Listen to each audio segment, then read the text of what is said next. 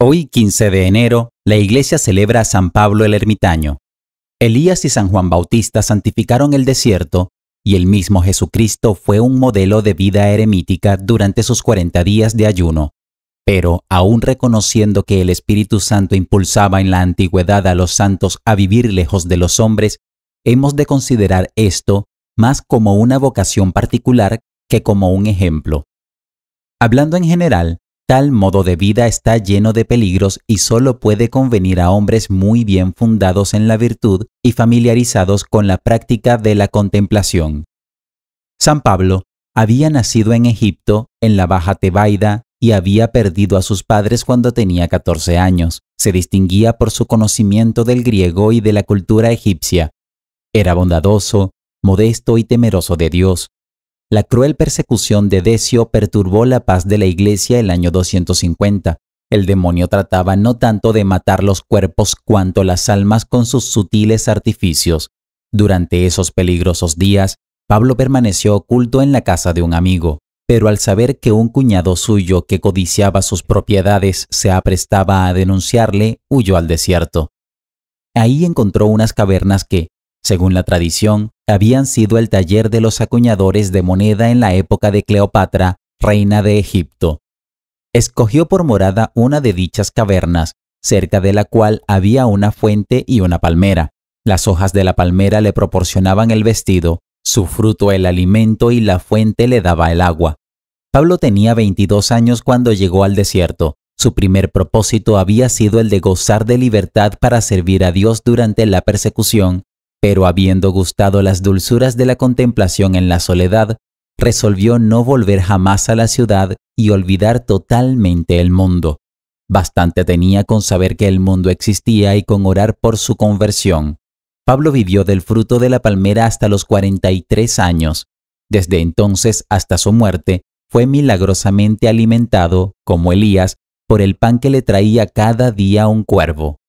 Ignoramos en qué forma vivió y se ocupó hasta su muerte, ocurrida cuando tenía 90 años, pero Dios se encargó de dar a conocer a su siervo después de su muerte. El gran San Antonio, que contaba entonces 90 años, fue asaltado por una tentación de vanidad. El diablo le hacía creer que nadie había servido a Dios tantos años como él en la soledad, inclinándole a imaginar que él había sido el primero en adoptar tan extraordinaria forma de vida. Pero Dios le reveló en un sueño que estaba equivocado y le ordenó partir inmediatamente en busca de un solitario con más perfecciones que él. El santo se puso en marcha en cuanto amaneció. San Jerónimo relata que San Antonio encontró en el camino a un centauro, mitad caballo y mitad hombre, y que el monstruo o fantasma, San Jerónimo no se atreve a determinarlo, desapareció cuando el santo trazó la señal de la cruz, no sin antes haberle indicado el camino que debía seguir. El mismo autor añade que San Antonio encontró poco después a un sátiro, quien le dio a entender que habitaba en el desierto y que era uno de los seres a quienes los paganos adoraban como divinidades. Tras 2 días de búsqueda, San Antonio descubrió la morada de San Pablo gracias a una luz que guió sus pasos hasta la entrada. Muchas veces llamó San Antonio a la puerta de la celda y San Pablo le abrió por fin con la sonrisa en los labios. Los dos santos se abrazaron y se llamaron por sus nombres que conocieron por revelación divina. San Pablo preguntó si la idolatría reinaba aún en el mundo. Mientras se hallaban conversando, un cuervo vino volando hacia ellos y dejó caer una pieza de pan. San Pablo dijo: «Nuestro buen Señor nos manda la comida. Durante los últimos 60 años yo he recibido cada día media pieza de pan en esta forma. Como tú has venido a visitarme, Cristo ha doblado la ración para que nada falte a sus servidores». Habiendo dado gracias a Dios, se sentaron a comer junto a la fuente. Pero surgió una ligera discusión entre ellos para determinar quién de los dos debía partir el pan. San Antonio hacía valer la mayor edad de San Pablo, y éste a su vez alegaba que San Antonio era su huésped. Finalmente, decidieron partir el pan entre los dos. Al terminar la comida, bebieron un poco de agua y pasaron toda la noche en oración. A la mañana siguiente, San Pablo anunció a su huésped que se acercaba la hora de su muerte y que Dios le había enviado para que se encargase de darle sepultura. ve a traer la túnica que te regaló Atanasio, el obispo de Alejandría, le dijo, porque quiero que en ella envuelvas mi cadáver. Esto era probablemente un simple pretexto para permanecer solo, en oración, hasta el momento en que Dios le llamara así, y también para mostrar su veneración por Atanasio y la gran estima en que tenía la fe y la comunión de la Iglesia Católica, por la que el santo obispo sufría entonces grandes pruebas. San Antonio se sorprendió al oírle mencionar esa túnica, cuya existencia solo podía conocer por revelación. Cualquiera que haya sido el motivo por el que quería ser enterrado en ella, San Antonio se acomodó a su deseo y partió apresuradamente a su monasterio para traerla.